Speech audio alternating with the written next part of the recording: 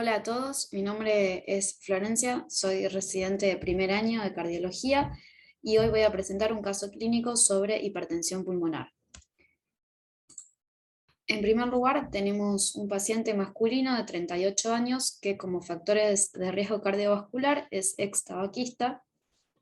Como antecedentes cardiovasculares, se internó en otro centro en el mes de julio por un cuadro de insuficiencia cardíaca de novo, en donde se le diagnosticó dilatación del ventrículo derecho e hipertensión pulmonar severa.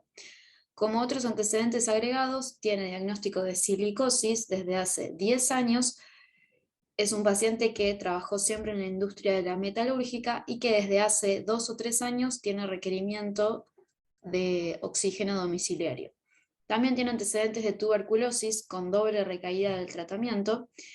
Como estudios complementarios, tiene un ecocardiograma que evidencia dilatación de las cavidades derechas con disfunción del ventrículo derecho severa, hipertensión pulmonar severa, insuficiencia tricuspidia también severa, y el ventrículo izquierdo impresionaba tener la función conservada, pero había un movimiento anómalo del septum que comprometía tanto el llenado como la contractilidad. Este paciente es derivado por su neumonólogo de cabecera a nuestro centro para evaluación pretrasplante, debido a que posterior a la última internación en otro centro, progresaron los edemas en miembros inferiores y también tenía disnea hasta clase funcional 4, asociada a disnea paroxística nocturna y ortopnea. Cuando llegó tenía edema 6/6 con edema sacro, rales crepitantes en ambas bases que ascendían hasta campos pulmonares medios, mala perfusión periférica con ambos miembros inferiores con una coloración entre azul y violácea, por lo que el paciente tenía un cuadro de insuficiencia cardíaca con requerimiento de oxígeno, más allá o con niveles más altos de oxígeno que los que usaba habitualmente en domicilio. No toleraba el decúbito. En el laboratorio, un hematocrito estable, hiponatremia de 123, función renal conservada, falla hepática que impresionaba ser en contexto de congestión, con aumento de bilirrubina, principalmente a predominio directa, un estado ácido-base con un dióxido de carbono bastante elevado, que era lo más característico y habitual en él, troponinas de 36 y un BNP de 2000.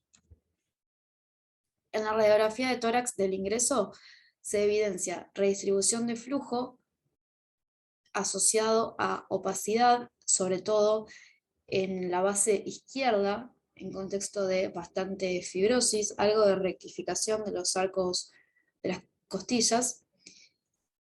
En el electrocardiograma vemos un ritmo sinusal con un eje desviado a la derecha, un intervalo PR conservado, pero con una onda P con un voltaje bastante aumentado, una P picuda, que nos habla de crecimiento de aurícula derecha.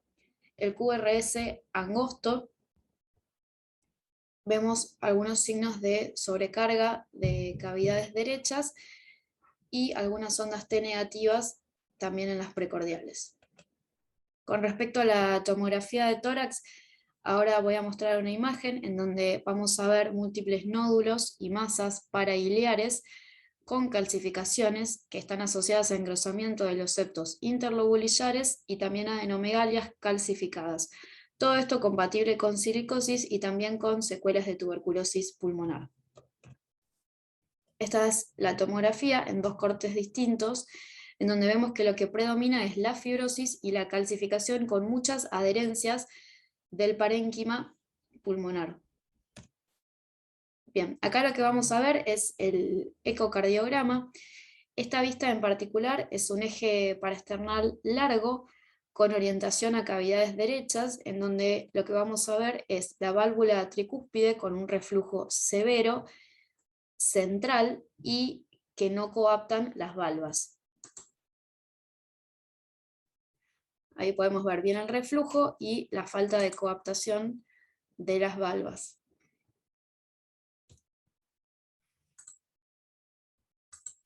Bien, acá lo que vemos es nuevamente el reflujo tricuspidio con un gradiente aurícula derecha, ventrículo derecho de 54, que si sumamos también el gradiente de la vena cava, que era aproximadamente de 15, tenemos un reflujo tricúspido severo. Y otra imagen del ecocardiograma que muestra un poco de lo que hablé o lo que mencioné anteriormente, que las cavidades derechas comprimían o tenían un movimiento anómalo del septum bastante marcado, entonces comprimen las cavidades izquierdas comprometiendo el llenado ventricular, pero la contractilidad parecería estar conservada. Ahí lo vemos con mayor claridad, todas las cavidades derechas comprometiendo al ventrículo izquierdo. Bien, para hablar un poco más sobre hipertensión pulmonar, tenemos distintos grupos para clasificarla. En primera instancia, la de tipo 1, que es hipertensión arterial pulmonar propiamente dicha, de origen idiopático, de origen de enfermedades del tejido conectivo, drogas, enfermedades infecciosas. Tenemos la hipertensión pulmonar por cardiopatía izquierda, que solemos verla bastante frecuente, por enfermedades del tejido pulmonar, que es el caso de nuestro paciente, la hipertensión pulmonar tromboembólica crónica, que también es una patología que es bastante frecuente y subdiagnosticada, y la hipertensión pulmonar de causas multifactoriales o no esclarecidas. Para hacer el diagnóstico, el método gold estándar es el cateterismo derecho, que nos permite, o en realidad es un método invasivo a partir del cual podemos medir las presiones de las cavidades derechas. Después también tenemos la angiografía pulmonar, que nos define la anatomía vascular y permite la localización de trombos. El electrocardiograma, que nos puede hablar de crecimiento de cavidades derechas. La radiografía de tórax, en donde vamos a ver signos de redistribución de flujo.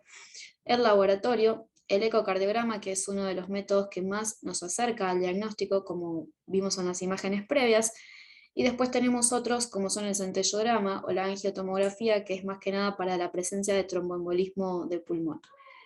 Y también podríamos usar la resonancia magnética nuclear. Con respecto al tratamiento, hay ciertas medidas que son generales para todos los pacientes, sobre todo para disminuir la signo-sintomatología, que van a ser la actividad física, terapias de apoyo psicológicas, prevención de infecciones. Hay algunos fármacos que también están dirigidos a esta patología, pero son inespecíficos, como los anticoagulantes orales, la oxigenoterapia, como este paciente que sí la utilizaba en domicilio, y los fármacos digitálicos. Tenemos fármacos específicos que van a usarse según el tipo de hipertensión pulmonar, es decir, según el grupo de hipertensión pulmonar, como son los bloqueantes cálcicos, los antagonistas de la endotelina, los prostanoides o agonistas de las prostaciclinas y los inhibidores de la fosfodiesterasa 5. Por otro lado, tenemos también el tratamiento invasivo, que es el trasplante pulmonar, que está indicado para aquellos pacientes que tienen refractariedad al tratamiento con una patología pulmonar o hipertensión pulmonar severa. Bien, acá lo que tenemos son algunas de las indicaciones de trasplante pulmonar. En primera instancia, una enfermedad que sea severa y que sea refractaria a las terapias médicas o tratamientos farmacológicos.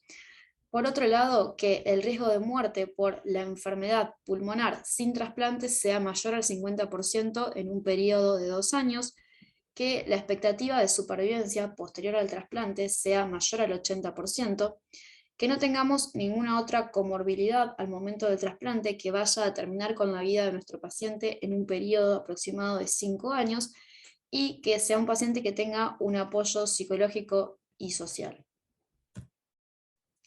Por otro lado, tenemos las contraindicaciones para el trasplante pulmonar. Una de ellas es que haya alguna infección pulmonar o extrapulmonar que no esté controlada, que tengamos tuberculosis activa o infección por tuberculosis activa, que haya evidencia de enfermedad maligna en los últimos 2 años, que haya disfunción severa de algún otro órgano vital, que tengamos disfunción coronaria severa no pausible de revascularización, que tengamos patologías que predispongan a un sangrado y no sean corregibles, que tenga alguna variante anatómica en la pared torácica que genere una restricción al movimiento del tórax posterior al trasplante, la obesidad mórbida, pacientes que son tabaquistas activos, que tengan alguna dependencia o algún consumo, ya sea al alcohol o a las drogas, y también se mencionan problemas psicológicos o patologías psicosociales no resueltas. Bien, con respecto a este paciente, se discutió en un ateneo multidisciplinario entre cardiología, el equipo de neumonología y el equipo de cirugía de tórax y cirugía cardiovascular, si era candidato o no a trasplante. En definitiva, no fue candidato a trasplante debido a que su patología pulmonar se encontraba muy avanzada, no solo la hipertensión pulmonar, sino que la fibrosis y la calcificación estaba tan avanzada que se decidió que el órgano era inexplantable debido a la cantidad de fibrosis y adherencias del parénquima hacia la pared torácica. Fue una decisión bastante difícil de tomar, ya que es un paciente de 38 años que personalmente él estaba dispuesto a trasplantarse, pero el riesgo de muerte dentro del procedimiento o posterior al mismo era muy elevado debido a la inexplantabilidad del órgano.